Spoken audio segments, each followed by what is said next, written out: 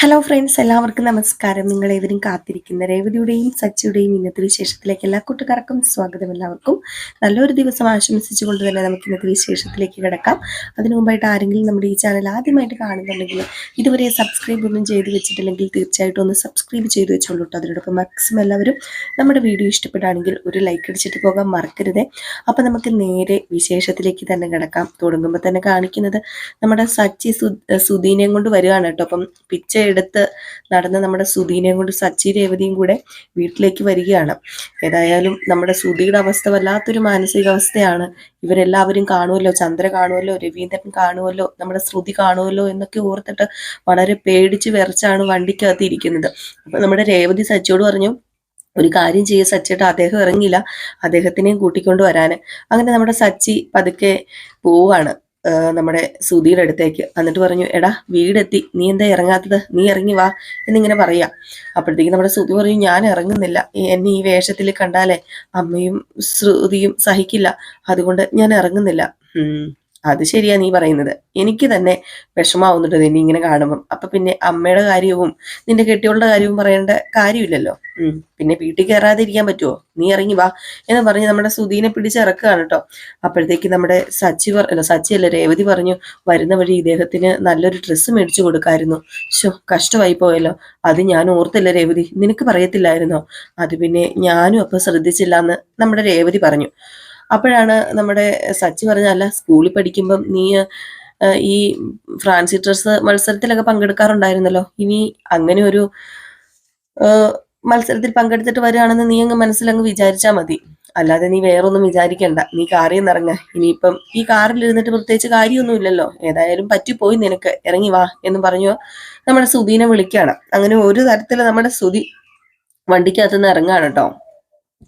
വണ്ടിക്കകത്തുനിന്ന് ഇറങ്ങുമ്പം തലവഴി തോർത്തൊക്കെ ഇട്ട് പെട്ടെന്ന് കണ്ടാൽ മനസ്സിലാകാത്ത രീതിയിലാണ് ഇറങ്ങുന്നത്. അങ്ങനെ നമ്മുടെ സുധി വണ്ടിക്കകത്തുനിന്ന് ഇറങ്ങി അകത്തേക്ക് രേവതിയുടെയും സച്ചിയുടെയും കൂടെ കയറി ചെല്ലുകയാണ്. വീണ്ടും മടിച്ചു നിൽക്കുകയാണ് മാറി മാറി. വീണ്ടും നമ്മുടെ സച്ചി വിളിക്കുന്നുണ്ട്, എടാ നീ മടിച്ചു നിന്നിട്ട് കാര്യമില്ല, എടാ നീ വാടാ, നീ കയറി വാ അകത്തേക്ക്, ഏതായാലും പറ്റിപ്പോയില്ലേ, ഇനിയിപ്പം വല്ലതും പറഞ്ഞിട്ട് കാര്യമുണ്ടോ, നീ അകത്തേക്ക് കയറി വാ എന്നും പറഞ്ഞ് വിളിക്കുകയാണ്. ഏതായാലും ഈ ഒരു സമയത്താണ് നമ്മുടെ സച്ചി രേവതി ആദ്യം അകത്തേക്ക് കയറി ചെല്ലുന്നത്. അപ്പോഴേക്കും നമ്മുടെ ചന്ദ്ര ഇവരെ കണ്ടത് വല്ലാത്ത പുച്ഛഭാവത്തോടു കൂടി ഇങ്ങനെ നോക്കുക. അപ്പോഴാണ് സച്ചി കയറി വാടാന്ന് പറഞ്ഞ് നമ്മുടെ സുധീനെ വീണ്ടും വിളിക്കുക. അപ്പൊ സുധി അകത്തേക്ക് കയറി വരുന്നതും നമ്മുടെ ചന്ദ്ര പെട്ടെന്ന് നോക്കിയപ്പോഴത്തേക്കും ആരോ ഒരാള് തോർത്തൊക്കെ ഇട്ട് ഇങ്ങനെ തലവഴി. അപ്പോഴത്തേക്കും നമ്മുടെ ചന്ദ്ര, അയ്യേ ഇതാരാ, ഇതേത് പിച്ചക്കാരനാ, അല്ല ഇതിനെ കൊണ്ട് നിങ്ങൾ എങ്ങോട്ട് പോവുക? അയ്യോ രവിയേട്ടാ, ഇങ്ങ് വന്നേ രവിയേട്ടാ, ദേ അങ്ങോട്ടേക്ക് നോക്കി, ഒരു പിച്ചക്കാരനെയും കൂട്ടിക്കൊണ്ട് സച്ചി രേവതിയും കൂടെ വന്നിരിക്കുന്നു. അപ്പോഴത്തേക്ക് നമ്മുടെ സുധി അവിടെ നിൽക്കുക, അകത്തേക്ക് കയറുന്നില്ല കേട്ടോ. അപ്പൊ നമ്മുടെ ചന്ദ്ര അകത്തേക്ക് കയറാൻ തുടങ്ങിയപ്പോഴത്തേക്കും പറഞ്ഞു, അതെ നിക്ക് അവിടെ നിക്ക്, പണ്ട് സുഹൃത്തുക്കളെ കൂട്ടിക്കൊണ്ട് വന്ന് ചായ കൊടുക്ക്, ഭക്ഷണം കൊടുക്കുക എന്നൊക്കെ പറയുമായിരുന്നു, ഇപ്പൊ പിച്ചക്കാരെയും കൂടെ കൂട്ടിക്കൊണ്ട് വരാൻ തുടങ്ങിയോ? ഈ പരിപാടി ഇവിടെ നടത്താൻ പറ്റത്തില്ല. അപ്പോഴത്തേക്കും നമ്മുടെ സച്ചി പറഞ്ഞു, അത് പിന്നെ അമ്മേ, അത് അത് ഇത് നമ്മുടെ എന്നിങ്ങനെ പറഞ്ഞതും, ഓ വേണ്ട നീ പറയണ്ട, 5-10 കൊടുത്ത് വിടുന്നതിന് പകരം എന്തിനാടാ ഇവനെയൊക്കെ വീട്ടിലേക്ക് കൂട്ടിക്കൊണ്ട് വന്നത്, നിനക്കൊന്നും വേറെ പണിയില്ലേ, അവനെ ഇറക്കി വിട്ട് ഗേറ്റ് അടയ്ക്ക, കണ്ട വീഴ്ചക്കാരൻ വിളിച്ചോണ്ട് വന്നേക്കുക. അപ്പോഴത്തേക്കാണ് നമ്മുടെ സച്ചി, അച്ഛാ ഞാനൊന്ന് പറയുന്നത് കേട്ടെ അച്ഛാ, ഈ അമ്മ എന്തൊക്കെയാ വിളിച്ചു പറയുന്നത്. അപ്പൊ വീണ്ടും നമ്മുടെ ചന്ദ്ര പറഞ്ഞു, ദേ അവനെ കണ്ടാ തന്നെ അറിയാം, കുളിച്ചിട്ട് ഒരു കൊല്ലമായി കാണും, അവനെ പറഞ്ഞു വിടാൻ പറ എന്റെ പൊന്നു രവിയേട്ടാ, അല്ലെങ്കിൽ ഇനിയിപ്പൊ സഹതാപം തോന്നിട്ട് നിങ്ങളും എടുത്ത് അകത്ത് വെക്കേ. അവന്റെ ഡ്രസ്സും അവന്റെ ഒരു നാറ്റമൊക്കെ നോക്കിക്കേ. അപ്പോഴത്തേക്ക് നമ്മുടെ സുധിക്ക് ഭയങ്കര വിഷമാവുക.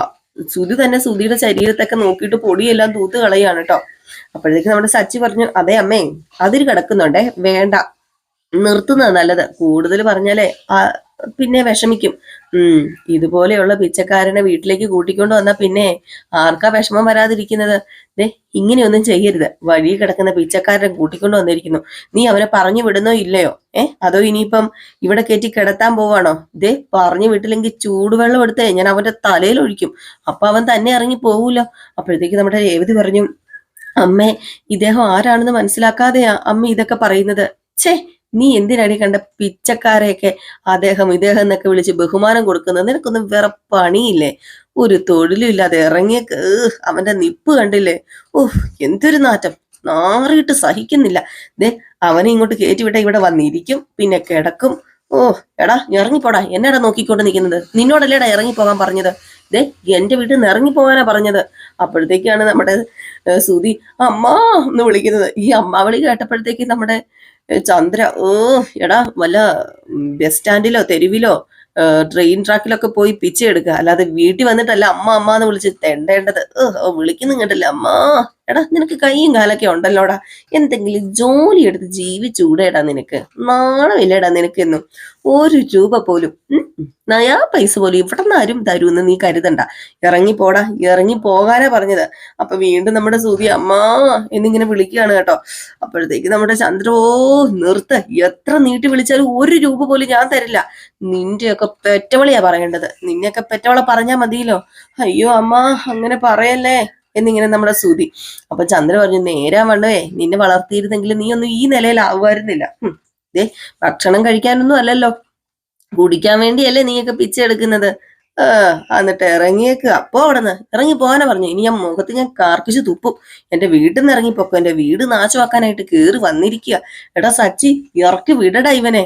ദേ അവൻ ഒരു കുലുക്കവും ഇല്ല. ദേ എന്ത് പറഞ്ഞിട്ട് ഇവൻ പോകുന്നില്ലല്ലോ രവിയേട്ടാ. ദേ അവനെ ഇറക്കി വിടാൻ പറ രവിയേട്ടാ.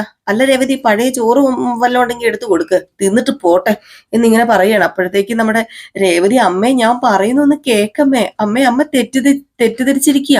അപ്പൊ വീണ്ടും നമ്മുടെ സുധി അമ്മ എന്നിങ്ങനെ വിളിച്ചപ്പോ, അയ്യോ നീ എന്നെ അങ്ങനെ വിളിക്കരുത്, ഇനി നീ എന്നെ അങ്ങനെ വിളിക്കരുത്, നീ ഇറങ്ങി പോട പിച്ചക്കാരാ. അപ്പോഴത്തേക്ക് നമ്മുടെ സുധി തലയിലിരുന്ന തോർത്തൊക്കെ അങ്ങ് എടുത്തു മാറ്റിയിട്ട്, ദേ അമ്മ ഇത് ഞാനാ സുധി, അച്ഛ ഞാനാ അച്ഛ സുധീന്ന്. അപ്പോഴത്തേക്കും പെട്ടെന്ന് നമ്മുടെ രവീന്ദ്രൻ പേടിച്ചു പോയിട്ടോ. രവീന്ദ്രൻ, ചന്ദ്രേ ദേ സുധിയാന്ന് പറഞ്ഞു. പെട്ടെന്ന് നമ്മുടെ ചന്ദ്രൻ നോക്കിയിട്ട്, അയ്യോ മോനെ സുധി, നീ എന്താടാ ഈ കോലത്തില്? അപ്പൊ രവീന്ദ്രൻ ചോദിച്ചു, എന്താടാ നീ ഈ കോലത്തില്, എന്താടാ നിനക്ക് പറ്റിയത് എന്ന്. നമ്മുടെ ചന്ദ്രയ്ക്ക് പറഞ്ഞതൊക്കെ അങ്ങോട്ട് തിരിച്ചെടുക്കാനും പറ്റുന്നില്ല. എന്തോ ഒരു വല്ലാത്ത മാനസികാവസ്ഥ. അങ്ങനെ നമ്മുടെ ചന്ദ്ര രവീന്ദ്രനോട് പറഞ്ഞു, രവിയേട്ട അതേ നമ്മുടെ മോന്റെ കോലം കണ്ടോ, അവന്റെ കോലം നോക്കിക്കേ, അവൻ എന്താ പറ്റിയത്? എന്താടാ സുധി പറയടാ, നീ എന്തിനാടാ നീ ഈ വേഷം കെട്ടി വന്നത്? എടാ എന്താ മോനെ നിനക്ക് പറ്റിയത്? മോനെ സുധി, ഞാൻ നിന്നെ എന്തൊക്കെയാടാ പറഞ്ഞത്? ദേ എന്നോട് ക്ഷമിച്ചേക്കൂട്ടോ. അല്ല മോനെ, നീ എന്താ ഈ കോലത്തില്? എന്താ നീ ഒന്ന് പറയടാ, നീ എന്താടാ ഒന്നും മിണ്ടാത്തത്? അപ്പൊ നമ്മുടെ രവീന്ദ്രൻ ചോദിച്ചു, എന്താടാ പറ്റിയത്, എന്താ പ്രശ്നം, നീ പറയ, എന്തെങ്കിലും പ്രശ്നമുണ്ടോ? അപ്പോഴത്തേക്ക് നമ്മുടെ ശ്രുതി ഇറങ്ങി വന്നിട്ട്, എന്താ ഇവിടെ ഒരു ഒച്ചപ്പാട്, എന്താ ആന്റി എന്നും ഇങ്ങനെ പറഞ്ഞാ വരുന്നത്. എന്റെ പൊന്നോ, ശ്രുതി വന്നതും കോലം കെട്ട ഒരാൾ ഇവിടെ നിൽക്കുകയാണ്. അല്ല ആരാ ഇയാള് എന്ന് നമ്മുടെ ശ്രുതി ചോദിച്ചു. അപ്പോഴത്തേക്ക് നമ്മുടെ ചന്ദ്ര പറഞ്ഞു, എന്റെ മോന്റെ അവസ്ഥ കണ്ടോ നീ? മോനോ? ഏത് മോന്? അപ്പൊ പെട്ടെന്ന് ഒന്നും കൂടി നമ്മുടെ ശ്രുതി നോക്കിയപ്പോഴത്തേക്കും, അയ്യോ ഇതാര്, സുധിയോ? സുധി സുധി എന്താ സുധി ഈ വേഷത്തില്? അയ്യോ ഞാനിത് പിച്ചക്കാരനാണെന്നാ കരുതിയത്, ഇതെന്താ പറ്റിയത്, ഇതെന്താ ഇങ്ങനെ ഈ വേഷത്തില്? അപ്പൊ നമ്മുടെ സച്ചി പറഞ്ഞു, പിച്ചക്കാരനാണെന്ന് എങ്ങനെ കരുതാതിരിക്കും, ആ കോലത്തിലാണല്ലോ നിൽക്കുന്നത്. അപ്പൊ നമ്മുടെ ശ്രുതി ചോദിച്ചു, അല്ല എന്താ പറ്റിയത് ശ്രുതി എന്ന്. അപ്പൊ നമ്മുടെ ചന്ദ്ര, ഇങ്ങനെ ഒരു വേഷത്തിൽ മോനെ എനിക്ക് നിന്നെ കാണേണ്ടി വന്നല്ലോ, ദൈവമേ എന്താ ഇതൊക്കെ എന്താ, എനിക്ക് മനസ്സിലാവുന്നില്ലല്ലോ എന്ന് പറഞ്ഞ് ഭയങ്കര കരച്ചില്. ശ്രുതി ആണെങ്കിൽ അതിലും വലിയ കരച്ചില്. എന്താ ശ്രുതി നീ ഇങ്ങനെ ഒരു വേഷം കെട്ടിയത്, എന്താ നിനക്ക് പറ്റിയത്? അപ്പോഴത്തേക്ക് നമ്മുടെ സച്ചി പറഞ്ഞു, പിച്ച എടുക്കാൻ വല്ല ഇസ്തിരിയിട്ട പാൻറ് ഷർട്ടും ഇട്ടിരിക്കാൻ പറ്റത്തില്ലല്ലോ, ഇത് ഭിക്ഷക്കാരുടെ യൂണിഫോമാ. അപ്പം രവീന്ദ്രൻ, ഭിക്ഷ എടുക്കാനോ, എന്ത് ഭിക്ഷ? അപ്പൊ നമ്മുടെ ചന്ദ്രൻ ചോദിച്ചു, എടാ നീ പിച്ച എടുത്തോ, എന്തൊക്കെയാ ഞാൻ ഈ കേൾക്കുന്നത്? അത് പിന്നെ അമ്മേ, എനിക്കൊരു എടാ സുധി, നീ അങ്ങനെ ചെയ്തോടാ, നീ സത്യം പറ, നീ എവിടെ പോയാ പിച്ച എടുത്തത്? അത് പിന്നെ കേൾക്കുന്നൊക്കെ ശരിയാ അച്ഛ, ഞാന് പിച്ച എടുക്കാൻ പോയതാ. ഇത് കേട്ടോ നമ്മുടെ ശ്രുതിക്ക് വിഷമം സഹിക്കാൻ പറ്റുന്നില്ല കേട്ടോ. അപ്പൊ നമ്മുടെ സച്ചി പറഞ്ഞു, അച്ഛ അവൻ സംസാരിക്കാൻ പറ്റുന്ന അവസ്ഥയിലല്ല, അവനോട് ഇപ്പൊ ഒന്നും ചോദിക്കാതിരിക്കുന്ന നല്ലത്, അവനെ കയറ്റി അകത്തേക്ക് വിട്, വെറുതെ എന്തിനാ ഇപ്പൊ ഇതൊക്കെ ചോദിക്കുന്നത് എന്ന് ചോദിച്ചു. അപ്പൊ നമ്മുടെ രവീന്ദ്രൻ പറഞ്ഞു, അല്ല രവീന്ദ്രനല്ല രേവതി പറഞ്ഞു, ഞാൻ ക്ഷേത്രത്തില് തൊഴാൻ പോയപ്പം പരിചയമുള്ളൊരു ശബ്ദം കേട്ട് നോക്കിയപ്പം ഇദ്ദേഹം കുറെ യാചകർക്കിടയിലിരുന്ന് ഭിക്ഷ എടുക്കുക. അത് കണ്ടപ്പം സത്യമായിട്ടും അച്ഛ എനിക്ക് സഹിക്കാൻ കഴിഞ്ഞില്ല, അതുപോലത്തെ ഒരു അവസ്ഥയായിരുന്നു. അപ്പൊ തന്നെ ഞാൻ സച്ചേട്ടനെ വിളിച്ചു. അപ്പോഴത്തേക്ക് നമ്മുടെ ചന്ദ്രയുടെ കൺട്രോൾ വീണ്ടും വിട്ടുപോയിട്ടോ. ചന്ദ്രയാണെങ്കിൽ കരഞ്ഞിട്ട്, മോനെ എടാ സുധി, നീ എന്തിനാടാ ക്ഷേത്രത്തിൽ പോയി പിച്ച എടുത്തത്? നിന്നെ ഈ അവസ്ഥയിൽ കാണേണ്ട ഒരു ഗതികേട് എനിക്ക് വന്നല്ലോ മോനെ, നിനക്ക് എന്താ മോനെ പറ്റിയത്, നീ പറ. അപ്പൊ നമ്മുടെ സച്ചി പറഞ്ഞു, കണ്ട ഉടനെ രേവതി എന്നെ വിളിച്ചു, അത് ശരിയാ, ഞാൻ ചെന്ന് നോക്കുമ്പം അവിടെ യാചകർക്കൊക്കെ ഇടയിൽ ദേ അമ്മേ വല്ലോം തരണേ എന്നൊക്കെ യാചിച്ച് പിച്ചപാത്രവും നീട്ടിയായിരിക്കുന്നത്. സഹിക്കില്ല, ആര് കണ്ടാലും സഹിക്കില്ല. ആ എന്ത് ചെയ്യാനാ. ആ ഒരു അവസ്ഥയിൽ ഇവനെ കണ്ടപ്പോ എനിക്ക് വല്ലാത്ത സങ്കടം തോന്നി. എന്തൊക്കെ പറഞ്ഞാലും എന്റെ ചേട്ടനല്ലേ, എന്റെ എന്റെ രക്തമല്ലേ. അപ്പൊ പിന്നെ എനിക്ക് സഹിക്കുവോ അച്ഛാ. അതുകൊണ്ടാ അതുകൊണ്ടാ ഞാൻ ഇവനെ കൂട്ടിക്കൊണ്ട് വന്നത്. ഇവൻ എന്റെ കൂടെ പിറന്നവനല്ലേ. ആ ഒരു അവസ്ഥയെ കണ്ടപ്പം എനിക്ക് എന്തോ ഇവനെ അവിടെ ഉപേക്ഷിച്ചിട്ട് വരാൻ തോന്നിയില്ല. എങ്ങനെയൊക്കെയോ വിളിച്ചു കയറ്റി വണ്ടിക്കകത്ത് കയറ്റിയിട്ട് ഞാൻ ഇങ്ങോട്ടേക്കാ കൊണ്ടുവന്നത്. ഇത്രയൊക്കെ പറഞ്ഞിട്ട് നമ്മുടെ സുതി ഒന്നും മിണ്ടാതെ ഇങ്ങനെ ഇരിക്കുക. അപ്പോഴത്തേക്ക് രവീന്ദ്രൻ ചോദിച്ചു, ഒരു ജോലി കണ്ടെത്താൻ അല്ലേടാ ഞാൻ നിന്നോട് പറഞ്ഞത്, അല്ലാതെ നീ എന്തിനാ ഇങ്ങനെയൊക്കെ കാണിച്ചത്? ഇതിന്റെ ആവശ്യം എന്താ നിനക്ക്? നീ എന്തിനാ ഇങ്ങനെ ചെയ്തത്? അപ്പൊ നമ്മുടെ ശ്രുതിയും ചോദിച്ചു, എന്താ എന്താ സുതി സുതി എന്താ പറ്റിയത്? എന്തിനാ ഇങ്ങനെയൊക്കെ? അപ്പൊ നമ്മുടെ സച്ചി പറഞ്ഞു, അതെ ശ്രുതി എന്നല്ല പാർലറെടുത്തി ഏടത്തി ഒരു കാര്യം ചെയ്ത് നീങ്ങി നിൽക്കുക. ഇത് വേറെ ആരുടെയോ ഒരു വേഷവാ, അതുകൊണ്ട് സ്മെല്ലൊക്കെ അതുകൊണ്ട് മാറി നിൽക്കാൻ പറഞ്ഞപ്പോഴത്തേക്ക് നമ്മുടെ ശ്രുതി അങ്ങ് മാറി. അപ്പൊ രവീന്ദ്രൻ ചോദിച്ചു, രവീന്ദ്രനല്ല നമ്മുടെ ചന്ദ്ര ചോദിച്ചു, എന്താടാ നിനക്ക് പറ്റിയത്, നീ ഒന്ന് തെളിച്ച് പറ. അപ്പൊ നമ്മുടെ ശ്രുതി പറഞ്ഞു, എനിക്ക് കാനഡയിൽ ജോലിക്ക് പോകണം. ഞാൻ അതിനുള്ള ക്യാഷിന് നിങ്ങളുടെയൊക്കെ മുമ്പിൽ വന്ന് കൈനീട്ടിയില്ലേ, അപ്പൊ നിങ്ങൾ തരില്ലെന്ന് പറഞ്ഞില്ലേ. അപ്പൊ നമ്മുടെ രവീന്ദ്രൻ പറഞ്ഞു, 14 ലക്ഷം രൂപ ഉണ്ടാക്കാനാണ് നീ ഭിക്ഷ എടുത്തത്. അതൊന്നും അല്ലച്ചാ, എന്നെ ഒരു ഫ്രണ്ട് സ്വാമിജിയുടെ അടുത്ത് കൂട്ടിക്കൊണ്ട് പോയി. സ്വാമിജി പറഞ്ഞു, ക്ഷേത്ര പരിസരത്തിരുന്ന് ഒരു ദിവസം മുഴുവൻ ഇരുന്ന് ഭിക്ഷ യാചിച്ചു കഴിഞ്ഞിട്ടുണ്ടെങ്കിൽ നമ്മുടെ മനസ്സിൽ ആഗ്രഹിക്കുന്ന കാര്യങ്ങൾ ദൈവം നിറവേറ്റി തരുമെന്ന്. അതാ അതാ ഞാൻ ഇങ്ങനെയൊക്കെ ചെയ്തത്, പിച്ച എടുക്കാൻ പോയത്, അല്ലാതെ പിച്ച എടുത്ത പൈസയും കൊണ്ട് കാനഡയ്ക്ക് പോകാനൊന്നും അല്ല. അപ്പോഴത്തേക്കാണ് നമ്മുടെ സച്ചി പറഞ്ഞത്, ക്ഷേത്ര പരിസരത്ത് പിച്ച എടുക്കുന്ന എത്ര പേരുണ്ട്, ആരെങ്കിലും കാനഡയ്ക്ക് പോയിട്ടുണ്ടോ? അപ്പോഴത്തേക്കും നമ്മുടെ രവീന്ദ്രൻ പറഞ്ഞു, എടാ നീ മിണ്ടാതിരിക്കടാ സച്ചി, അവന് വിഷമമായില്ലേ, അതുകൊണ്ട് നീ ഇപ്പം ഒന്നും പറയണ്ടെന്ന് പറഞ്ഞപ്പം, ഞാൻ ചുമ്മാ ഇരുന്നായിരുന്നെങ്കിലേ ഇപ്പോഴും ഇവൻ ക്ഷേത്ര പരിസരത്തിരുന്ന് ഭിക്ഷ എടുക്കുന്നുണ്ടായിരുന്നേനെ. അപ്പൊ നമ്മുടെ ചന്ദ്ര പറഞ്ഞു, സുധി ദേ നിന്നെ ഈ രൂപത്തിൽ എനിക്ക് കാണേണ്ടി വന്നല്ലോ മോനെ. നിനക്ക് എന്തിന്റെ കുറവാടാ ഇവിടെ? നിനക്ക് എന്തിന്റെങ്കിലും കുറവ് ഞങ്ങൾ വരുത്തിയിട്ടുണ്ടോ? ഞാൻ നിന്നെ ഒരു രാജകുമാരനെ പോലെയല്ലേ വളർത്തിയിരുന്നത്, ഒരു കുറവും തരാതെ. അല്ല, ഒരു ഒരു ഒരു സുപ്രഭാതത്തിൽ പെട്ടെന്ന് ഒരു യാചകനെ പോലെ നീ എൻ്റെ മുമ്പിൽ വന്ന് നിൽക്കുമ്പോൾ എൻ്റെ മാനസികാവസ്ഥ നീ ഒന്ന് ഓർത്തു നോക്കിക്കേ. അപ്പോഴത്തേക്ക് നമ്മുടെ രേവതി പറഞ്ഞു, ഒരു കാര്യം നമ്മൾ മനസ്സിൽ വിചാരിച്ചു കഴിഞ്ഞാൽ അതിന് കഠിനമായിട്ട് പ്രയത്നിച്ചു കഴിഞ്ഞിട്ടുണ്ടെങ്കിൽ അത് നടക്കും. അല്ലാതെ ക്ഷേത്ര പരിസരത്ത് പോയി ഭിക്ഷ യാചിച്ചാലൊന്നും നടക്കില്ല. അതുകൊണ്ട് നിങ്ങൾക്കും കുടുംബത്തിനും മാനക്കേട് ഉണ്ടാവും എന്നല്ലാതെ വേറൊരു പ്രയോജനം ഉണ്ടാകാനും പോകുന്നില്ല. പിന്നെ എന്തിനാ വെറുതെ ഇപ്പൊ പോയി പിച്ച എടുത്തതും ഇങ്ങനെയൊക്കെ ചെയ്തതും? വേറെ ആരെങ്കിലും കണ്ടിരുന്നെങ്കിൽ നിങ്ങളുടെ കുടുംബത്തിന് തന്നെയല്ലേ നാണക്കേടുണ്ടായിരിക്കുക. അപ്പൊ നമ്മുടെ ശ്രുതിയും പറഞ്ഞു, ഞാനിത് അറിയുമായിരുന്നെങ്കിൽ ഒരിക്കലും ശ്രുതിനെ വിടത്തില്ലായിരുന്നു. എന്ത് മണ്ടത്തരോ ശ്രുതി നീ ഈ കാണിച്ചത്. നമ്മുടെ രവീന്ദ്രൻ പറഞ്ഞു, മോള് അത് വിട്, അതൊക്കെ പോട്ടെ. അല്ല, ഇവൻ സ്വന്തം തീരുമാനപ്രകാരം ഭിക്ഷ എടുത്തതല്ലോ, ഏതോ ഒരു സ്വാമിജി പറഞ്ഞിട്ട് ചെയ്തതാണെന്നല്ലേ പറഞ്ഞത്. അപ്പൊ പിന്നെ പോട്ടെ, സ്വാമിജി പറഞ്ഞിട്ട് ചെയ്തെന്ന്. ഇവനൊക്കെ എന്തിനാച്ചാ പഠിച്ചത്? 14 ലക്ഷം കിട്ടാൻ വേണ്ടി ഞാൻ പിച്ചെടുത്തത്. അപ്പൊ നമ്മുടെ ശ്രുതി പറഞ്ഞു, അതിനെന്തിനാ ഇങ്ങനെയൊക്കെ ചെയ്യുന്നത്? ആര് പറഞ്ഞാലും ഇങ്ങനെയൊന്നും ചെയ്യില്ല ശ്രുതി, ഇങ്ങനെയൊക്കെ ചെയ്തു കഴിഞ്ഞിട്ടുണ്ടെങ്കിൽ ശരിയാവില്ല. ശ്രുതിക്ക് ഞാനില്ലേ, പിന്നെ എന്തിനാ? അല്ല, ശ്രുതിയുടെ ഡ്രീം എന്താണെങ്കിലും അത് നടക്കും. നീ ഉണ്ടെന്ന് പറഞ്ഞാ പോരല്ലോ. നിന്റെ അച്ഛൻ ജയിലിലാണെന്നും പറഞ്ഞ് ക്യാഷ് ചോദിച്ചാൽ നീ എന്നോട് എന്തെങ്കിലും പറയും. വീടിന്റെ പ്രമാണം പണയപ്പെടുത്തി അമ്മയും കാശ് തരുന്നില്ല.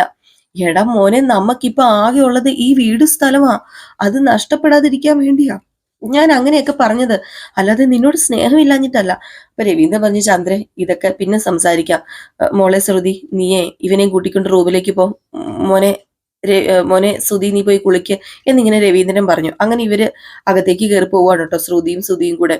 നമ്മുടെ ചന്ദ്രയാണെങ്കിൽ വല്ലാത്തൊരവസ്ഥയിൽ നിൽക്കുകയാണ്. ചന്ദ്രയ്ക്ക് ഇതൊന്നും കണ്ടിട്ട് ഇങ്ങോട്ട് സഹിക്കാൻ പറ്റുന്നില്ല. ഇപ്പൊ സച്ചിയാണ് പിച്ചക്കാരന്റെ വേഷത്തിൽ വന്നിരുന്നെങ്കിൽ ചന്ദ്ര എവിടെ കിടന്ന് ചിരിച്ച് മാറിഞ്ഞൊരു പരുവാക്കിയനെ. പക്ഷെ വന്നത് പൊന്നാര മോനായി പോയില്ലേ. ഏതായാലും പിന്നെ കാണിക്കുന്ന സീൻ എന്ന് പറഞ്ഞിട്ടുണ്ടെങ്കിൽ നമ്മുടെ ശ്രുതിനെയും അതുപോലെ തന്നെ സുധീനെയുമാണ്. അങ്ങനെ റൂമിൽ കയറി വാതിലടച്ചിട്ട് നമ്മുടെ ശ്രുതിനെ കുറെ അടിയടിച്ചിട്ട്, എന്താടാ നീ കാണിച്ചത്, എന്തൊരു കോലമാടാ ഇത്, ഇങ്ങനെയൊക്കെ ചെയ്യുമ്പം ശ്രുതി എന്നെ കുറിച്ച് ഓർത്തില്ലല്ലോ. അത് പിന്നെ സോറി ശ്രുതി, അറിയാതെ പറ്റിപ്പോയി, എന്നെ ഹെൽപ്പ് ചെയ്യാൻ ആരുമില്ല, പിന്നെ ഞാൻ എന്താ ചെയ്യേണ്ടത്? എങ്കിലും ഇത് എന്ത് കോലവാ, കണ്ടിട്ട് സഹിക്കാൻ പറ്റുന്നില്ല. അത് പിന്നെ ജോലി ഇല്ലാത്തത് കൊണ്ട് ഈ വീട്ടിലെ എല്ലാവരും എന്നെ പരിഹസിക്കുകയും കുറ്റപ്പെടുത്തുകയും ഒക്കെ ചെയ്യുമല്ലേ. ജോലി ഇല്ലാത്ത കാരണം പറഞ്ഞ് നീ എന്നെ കുറ്റപ്പെടുത്തിയിട്ടില്ലേ ശ്രുതി, വഴക്ക് പറയാറില്ലേ ശ്രുതി? അപ്പൊ പിന്നെ ഇത് ഞാനൊരു പരിഹാരം കണ്ടുള്ളൂ. അത് പിന്നെ ഞാൻ കുറ്റപ്പെടുത്തുന്നത് ശ്രുതിയോടുള്ള സ്നേഹം കൊണ്ടല്ലേ. ശ്രുതിയുടെ കാര്യത്തിൽ എനിക്ക് ചിന്തയില്ലെന്ന് കരുതിയോ? ശ്രുതിയെക്കുറിച്ചല്ലേ ഞാൻ ചിന്തിക്കാറുള്ളൂ. ശ്രുതി അങ്ങനെയൊക്കെ വിടുവോ ഞാന്? അത് മാത്രമല്ല, ഞാൻ ജീവിക്കുന്നത് തന്നെ ശ്രുതിക്ക് വേണ്ടിയല്ലേ. അതെന്താ ശ്രുതി മനസ്സിലാക്കാത്തത്? അത് പിന്നെ ശ്രുതി, ഞാൻ പറഞ്ഞല്ലോ, എനിക്ക് പറ്റിപ്പോയി. ദേ നോക്ക്, ഇനി ഇങ്ങനെയുള്ള മണ്ടത്തരങ്ങളൊന്നും ദയവ് ഇത് കാണിക്കരുത്. ശ്രുതി ഒറ്റയ്ക്കല്ല, ഞാനുണ്ട് കൂടെ, അത് മറക്കരുത്. എന്തിനും ഏതിനും ഞാനുണ്ട്. അതിപ്പോ എന്ത് പ്രശ്നം വന്നാലും ഞാനുണ്ട് എന്നും പറഞ്ഞുകൊണ്ട് നമ്മുടെ ശ്രുതിനെ ചേർത്ത് പിടിക്കുകയാണ് കേട്ടോ. ഏതായാലും നമ്മുടെ ശ്രുതിക്ക് സഹിക്കാൻ പറ്റില്ല, കാരണം ശ്രുതിക്ക് അത്രയ്ക്ക് മാത്രം പ്രിയപ്പെട്ടതാണല്ലോ ഈ ശ്രുതി എന്ന് പറയുന്നത്. ഏതായാലും ഈ സമയം പിന്നെ കാണിക്കുന്ന സീൻ എന്ന് പറഞ്ഞിട്ടുണ്ട് നമ്മുടെ വർഷേനെയാണ്. വർഷയാണെങ്കിൽ റെസ്റ്റോറന്റിലേക്ക് ചെന്നു. അപ്പം നമ്മുടെ ശ്രീകാന്തിന്റെ കൂട്ടുകാരൻ കണ്ടിട്ട് ചോദിച്ചു, വർഷയോ, സുഖമാണോ? അല്ല, എന്താ ശ്രീകാന്തിനെ കാണാൻ വേണ്ടി വന്നാണോ? അതെ, ഞാൻ ശ്രീകാന്തിനെ കാണാൻ വേണ്ടി വന്നാ. അതെ, ശ്രീകാന്ത് വർക്ക് ചെയ്യാ. അതെനിക്കറിയാം. ഒന്ന് പെട്ടെന്ന് വിളിക്കുവോ ശ്രീകാന്തിനെ? എനിക്ക് വർക്ക് ചെയ്യാന്നൊക്കെ അറിയാം, ഞാൻ പുറത്ത് വെയിറ്റ് ചെയ്യാം എന്നിങ്ങനെ പറഞ്ഞപ്പോ കൂട്ടുകാരൻ പറഞ്ഞു, ഓക്കെ ശരി, ഇപ്പം വിളിക്കാന്ന് പറഞ്ഞുകൊണ്ട് കൂട്ടുകാരൻ അകത്തേക്ക് കയറി പോയിട്ട് ചെന്ന് പറഞ്ഞു, അതെ ശ്രീകാന്ത്, നിന്നെ കാണാനേ നിന്റെ വൈഫ് വന്നിട്ടുണ്ട്. അവളെന്തിനാ എന്നെ കാണാൻ വന്നത്? അതെങ്ങനെ എനിക്കറിയാം, നിന്റെ വൈഫ് നിന്നെ കാണാൻ വന്നു. നിനക്ക് ഞാൻ ഇവിടെ ഇല്ലെന്ന് പറയത്തില്ലായിരുന്നോ? അല്ല, വർഷ വന്നാ അങ്ങനെ പറയണമെന്ന് നീ മുന്നേ പറയണമായിരുന്നു. അങ്ങനെ പറഞ്ഞില്ലല്ലോ. വർഷ വെയിറ്റ് ചെയ്യാ പുറത്ത്, നീ ചെല്ല്. അത് പിന്നെ ഇപ്പൊ എങ്ങനെയാണ് ചെയ്യുന്നത്? ഓണർ ഇപ്പൊ വരും. വർഷയുമായിട്ട് വഴക്കിടാനൊന്നും നിൽക്കരുത്, നീ ചെന്ന് സമാധാനത്തോടെ സംസാരിക്കുക എന്തെങ്കിലും ഉണ്ടെങ്കിൽ എന്നും പറഞ്ഞ് നമ്മുടെ ശ്രീകാന്തിനെ പറഞ്ഞു വിടുക. ശ്രീകാന്ത് ദേഷ്യം വന്നിട്ടാട്ടോ പോകുന്നത്. വർഷയാണെങ്കിൽ ഇങ്ങനെ നമ്മുടെ ശ്രീകാന്തിനെ വെയിറ്റ് ചെയ്ത് നിൽക്കുകയാണ്. വീട്ടിൽ നിന്ന് വഴക്കുണ്ടാക്കി പോകുന്നതാണല്ലോ. അങ്ങനെ വർഷേനെ കണ്ടത് നമ്മുടെ ശ്രീകാന്ത് ഒന്ന് പതറി അങ്ങ് നിന്നു, അടുത്തേക്ക് ചെല്ലാതെ. പിന്നെ പതുക്കെ നമ്മുടെ ശ്രീകാന്ത് രണ്ടും കൽപ്പിച്ച് വർഷയുടെ അടുത്തേക്ക് ചെല്ലുകയാണ്. അങ്ങനെ വർഷയുടെ അടുത്തേക്ക് ചെന്നിട്ട്, എന്താ എന്താ നീ ഇങ്ങോട്ടേക്ക് വന്നത് എന്നിങ്ങനെ ചോദിച്ചു. അപ്പം പറഞ്ഞു, അത് പിന്നെ ഞാൻ ഇങ്ങോട്ടേക്ക് വന്നത് ഭക്ഷണം കഴിക്കാനാണെങ്കിൽ ഓർഡർ ചെയ്താൽ പോരായിരുന്നു, ഞാൻ കൊടുത്തു വിടുമായിരുന്നല്ലോ. അത് പിന്നെ ഞാൻ ഫുഡ് കഴിക്കാൻ വന്നൊന്നും അല്ല. പിന്നെ എന്തിനാ നീ ഇങ്ങോട്ടേക്ക് വന്നത്? അത് വേറൊന്നിനുമല്ല, ബാ നമുക്ക് വീട്ടിൽ പോകാം. ഇത് കേട്ടത് നമ്മുടെ ശ്രീകാന്ത് ഞെട്ടിപ്പോകും. വീട്ടിൽ പോകാന്നോ? നിന്റെ വീട്ടിലേക്ക് വരില്ലെന്ന് ഞാൻ പറഞ്ഞതല്ലേ. ഇത് പറയാനായിട്ട് നീ വീണ്ടും വീണ്ടും ഇങ്ങോട്ടേക്ക് വെറുതെ വരണ്ട. ഞാൻ നിന്റെ വീട്ടിലേക്ക് വരില്ല വരില്ല വരില്ല, അത് ഞാൻ 100 തവണ ആവർത്തിച്ചതല്ലേ. എന്ന് നിനക്ക് എന്റെ വീട്ടിൽ പോകാൻ തോന്നുന്നു, അന്ന് നീ ഇങ്ങോട്ടേക്ക് വരാനല്ലേ ഞാൻ പറഞ്ഞത്. അത് പിന്നെ ശ്രീകാന്ത് എത്ര നാള് ഇവിടെ കഴിയും? അത് പിന്നെ നീ എന്റെ വീട്ടിലേക്ക് വരുന്നത് വരെ ഞാൻ ഇവിടെ കഴിയും. അത്രയും ദിവസം ഞാൻ ഇവിടെ കഴിഞ്ഞെന്ന് ഓർത്താൽ എന്താ കുഴപ്പം? എന്ത് വന്നാലും ഞാൻ തനിയെ എന്റെ വീട്ടിലേക്ക് പോവില്ല പോവില്ല പോവില്ല. പോവുമായിരുന്നെങ്കിൽ സച്ചേട്ടൻ വന്ന് വിളിച്ചപ്പോ എനിക്ക് പോവായിരുന്നല്ലോ. നീ എന്റെ കൂടെ ഉണ്ടെങ്കിൽ മാത്രമേ ഞാൻ പോകത്തുള്ളൂ, അത് ഞാൻ ഉറപ്പിച്ച കാര്യം തന്നെയാ. അപ്പോഴത്തേക്കും പെട്ടെന്ന് വേറൊരാൾ വന്ന് പറഞ്ഞു, വേറൊരാളെന്ന് പറഞ്ഞാൽ നമ്മുടെ ശ്രീകാന്തിന്റെ കൂട്ടുകാരൻ. എന്നിട്ട് പറഞ്ഞു, നിങ്ങൾ സംസാരിക്കുന്നതിനിടയിൽ വന്ന് സംസാരിക്കാന്നൊന്നും കരുതല്ലേ. ഇവനുണ്ടല്ലോ ഇവിടെ ഒരു ചെറിയ സ്റ്റോർ റൂമിലാണ് കിടക്കുന്നത്.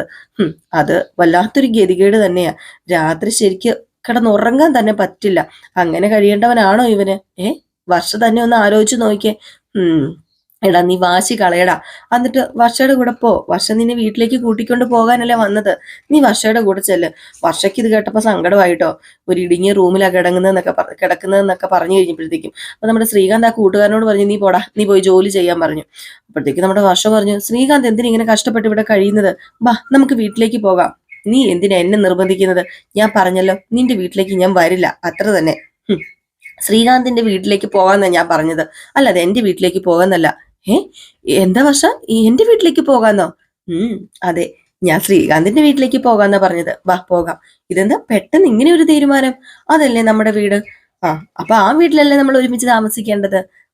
എപ്പോഴാണെങ്കിലും അവിടെ തന്നെ നമ്മൾ താമസിക്കേണ്ടത്. അപ്പൊ പിന്നെ ബാ നമുക്ക് അങ്ങോട്ടേക്ക് പോകാം. ഇത്രയോ കാലം ശ്രീകാന്ത് ഇവിടെയും ഞാൻ എന്റെ വീട്ടിലുമായിട്ട് കഴിയും. അത് ശരിയാണോ? ഓഹോ, ഇപ്പോഴാണോ നിനക്ക് ബോധം ഉണ്ടായത്? ഇപ്പോഴാണോ ഇതൊക്കെ നിനക്ക് മനസ്സിലായത്? ചില വിഷയങ്ങളൊക്കെ എനിക്ക് ഇപ്പോഴാ മനസ്സിലായത്. ഏതായാലും ഇപ്പോഴെങ്കിലും എനിക്ക് മനസ്സിലായല്ലോ. ശ്രീകാന്തിന്റെ സച്ചേട്ടൻ എന്താ ചെയ്തതെന്നറിയാമോ? നിന്റെ അച്ഛനെ അടിച്ചതല്ലേ. അത് എന്റെ കൺമുമ്പിൽ വെച്ചല്ലേ സച്ചേട്ടൻ അടിച്ചത്. അല്ല പിന്നെന്താ അദ്ദേഹം ചെയ്തതെന്നറിയാമോ? സച്ചേട്ടൻ എന്തെങ്കിലും പ്രശ്നം ഉണ്ടാക്കിയോ? വീണ്ടും നിന്റെ അച്ഛനെ ഒന്ന് തല്ലിയോ? തല്ലി. തല്ലിയതേ എന്റെ എന്റെ അച്ഛനെ അല്ല കേട്ടോ. പിന്നെ ആരെയാ സജ്ജേട്ടൻ തല്ലിയത് എന്ന് ചോദിച്ചപ്പോഴത്തേക്കും നമ്മുടെ ശ്രീകാന്തിനോടുള്ള കഥയൊക്കെ ഇങ്ങനെ പറഞ്ഞു കൊടുക്കുകയാണ്. നമ്മുടെ റോഷൻ വന്നതും റോഷന് തടി കൊടുത്തതും അവിടെ നിന്ന് നമ്മുടെ വർഷനെ രക്ഷിച്ചതും ഒക്കെ ഇത് കേട്ടതും നമ്മുടെ ആരാ ശ്രീകാന്ത് ഞെട്ടിപ്പോയി കേട്ടോ. സത്യം പറഞ്ഞ ശ്രീകാന്തിന് സന്തോഷമാണോ സങ്കടമാണോ എന്നൊന്നും പറയാൻ പറ്റത്തില്ലാത്തൊരവസ്ഥ. റോഷന്റെ കാര്യം കേട്ട് കഴിഞ്ഞപ്പോഴത്തേക്കും പെട്ടെന്ന് ദേഷ്യം വന്നിട്ട് നിനക്ക് എന്നെ വിളിക്കത്തില്ലായിരുന്നോ? ആ, ശ്രീകാന്തിന്റെ ഏട്ടന് വേണ്ട രീതിയിൽ അവനെ കൈകാര്യം ചെയ്തല്ലോ, പിന്നെ എന്തിനാ ഞാൻ ശ്രീകാന്തിനെ വിളിക്കേണ്ടത്? ഓഹ്, കൃത്യസമയത്ത് സച്ചേട്ടൻ എത്തിയത് ഭാഗ്യമായല്ലേ വർഷ? ആ, ഭാഗ്യമായി എന്ന് വേണമെങ്കിൽ പറയാം. എന്ന് കരുതി എനിക്ക് ശ്രീകാന്തിന്റെ ഏട്ടനോടുള്ള ദേഷ്യമൊന്നും മാറിയിട്ടില്ല കേട്ടോ. അദ്ദേഹം ചെയ്ത ഹെൽപ്പൊക്കെ ഓക്കെ, പക്ഷേ അദ്ദേഹം എന്റെ അച്ഛനെ അടിച്ചില്ലേ, ആ ദേഷ്യം ഇനിന്ന് പോകത്തില്ല, അതെന്നും നിലനിൽക്കും. അല്ല, ദേഷ്യം മാറിയിട്ടില്ലെങ്കിൽ എന്തിനാ എന്റെ വീട്ടിലേക്ക് പോകാന്ന് പറഞ്ഞത്? അത് പിന്നെ നമ്മൾ താമസിക്കേണ്ട വീട് അതല്ലേ? ഓഹോ, നീ ഇപ്പം എന്ത് സംസാരിക്കുമ്പോഴും ഇങ്ങനെ സംസാരിക്കുന്നു? എനിക്ക് അറിയില്ല, ഏത് നിമിഷവും നീ എന്ത് തീരുമാനവും എടുക്കും. അല്ല, വീട്ടിലേക്ക് പോകാന്ന് പറയുന്നത് പൂർണ്ണ മനസ്സോടു കൂടി തന്നെയാണോ? അതെ ശ്രീകാന്തെ, പൂർണ്ണ മനസ്സോടു കൂടി തന്നെയാ. അല്ല, വീട്ടിൽ പോയതിനു ശേഷം നിന്റെ ഈ മനസ്സ് മാറുമോ? അതൊന്നും എനിക്കറിയില്ല. ഇപ്പൊ എനിക്ക് ശ്രീകാന്തിന്റെ വീട്ടിലേക്ക് പോണെന്ന് തോന്നുന്നു, അപ്പൊ നമ്മൾ പോകുന്നു. അല്ല, ശ്രീകാന്ത് വരുന്നോ ഇല്ലയോ? വരുന്നോന്ന് ചോദിച്ചാല് എന്ത് ചോദ്യമാ ചോദിക്കുന്നത്? നമുക്ക് വീട്ടിലേക്ക് പോകാം. ചെറിയ ചെറിയ ജോലിയുണ്ട്, ഒരു 10 മിനിറ്റ് വെയിറ്റ് ചെയ്യുക. ഓക്കെ എന്നൊക്കെ പറഞ്ഞിട്ട് നമ്മുടെ ശ്രീകാന്ത് അകത്തേക്ക് പോയിട്ടോ. ഏതായാലും വർഷം ഇങ്ങനെ സന്തോഷത്തോടു കൂടി തന്നെ ഇരിക്കുകയാണ്. ഏതായാലും അവരുടെ ജീവിതത്തിനൊരു തീരുമാനമായിട്ടുണ്ട്. അപ്പൊ ഈ ഒരു സീൻ കാണിച്ചിട്ടാട്ടോ ഇന്നത്തെ വിശേഷം അവസാനിക്കുന്നത്. അപ്പൊ എല്ലാവരും കാത്തിരിക്കുക അടുത്ത വിശേഷത്തിനായിട്ട്. നയനിയുടെയും ആദർശിന്റെയും കഥയുമായിട്ട് കാണാം. അപ്പം ഈ വീഡിയോ ഇഷ്ടപ്പെട്ടെങ്കിൽ ഒരു ലൈക്ക് അടിച്ചിട്ട് പോകാൻ മറക്കരുത്. Tata, bye bye.